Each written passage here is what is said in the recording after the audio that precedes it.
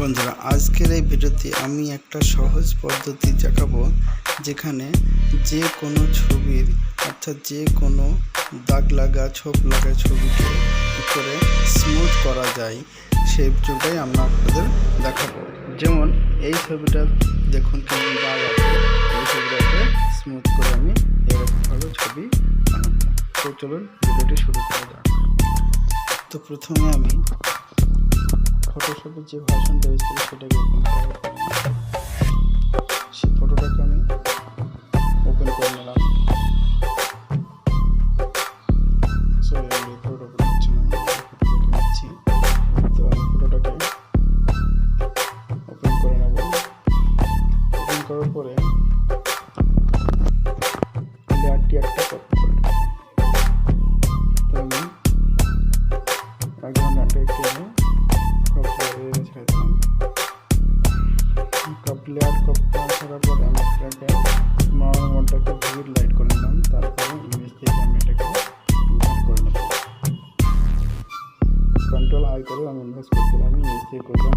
তারপরে ফিল্টারে যাওয়ার পরে আমি এখানে আবার আছে সেই হাই পাস নেব।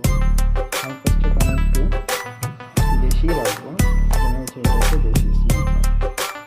তো আমার পছন্দ মতো আমি হাই পাস এখানে ওকে করে দেবো।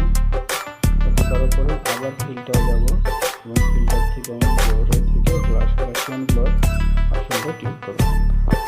এখানে গাউসিয়ান ব্লর অপশনটাকে আমি কম করে, যত কম রাখা যায় তত ছবিটা ভালো স্মুথ হবে। তো আমি যত কম রাখা যায় তত কম রাখার চেষ্টা করে এখান থেকে আমি ওকে করে দিলাম। ওকে করার পরে লেয়ারটি স্লিপ থাকা অবস্থায় আমি একটু মাস্ক করে দেবো। তার জন্য লেয়ার মাস্ক অপশনে একটু ক্লিক করলাম। ক্লিক করার পরে আমি এই লেয়ার মাস্ক অটোমেটিক লেয়ার থাকা অবস্থায় আমি এটাকে ইনভার্ট করে ব্ল্যাক করে নিলাম। এবার আমার ফরগ্রাউন্ড কালারটা সাদা এবং ব্যাকগ্রাউন্ড কালারটা ব্ল্যাক রেখে আমি একটা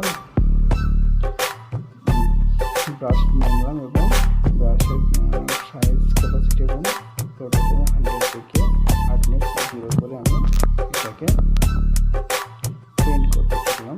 তাহলে দেখুন ফটোটা কত সুন্দর স্মুথ হয়ে যাবে। আমি ধীরে ধীরে পেন্ট করতে থাকলাম।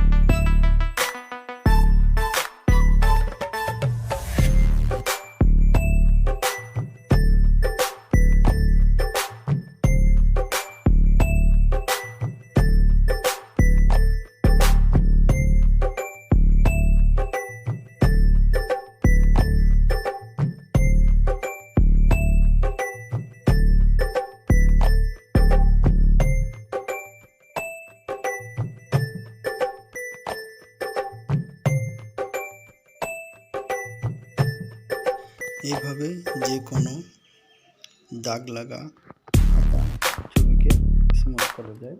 খুবই একটা